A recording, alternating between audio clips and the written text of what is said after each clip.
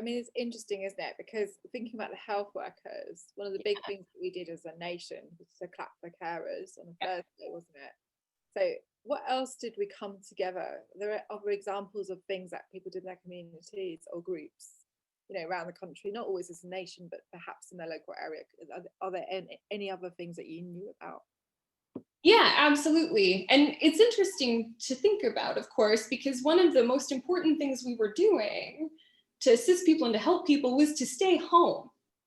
So one of the really interesting things and unusual things about a pandemic and about COVID-19 is that we had to figure out ways to help each other and to come together as a community without physically being in the same space. We had to get really creative.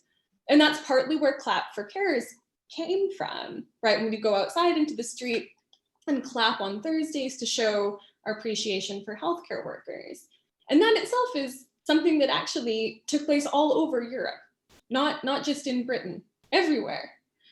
Other things we did would be we called our friends and we called our loved ones and we checked on them.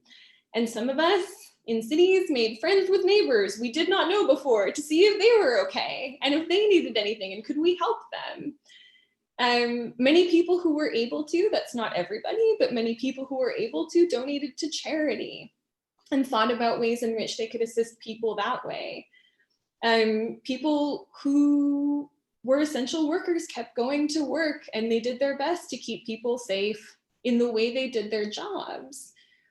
People who are family members or live with essential workers did their best too to help those people do their jobs and to minimize their risks around the pandemic. We also asked the government to supply protective equipment, masks, gloves, gowns to doctors and nurses and other important healthcare and social workers to help keep them safe.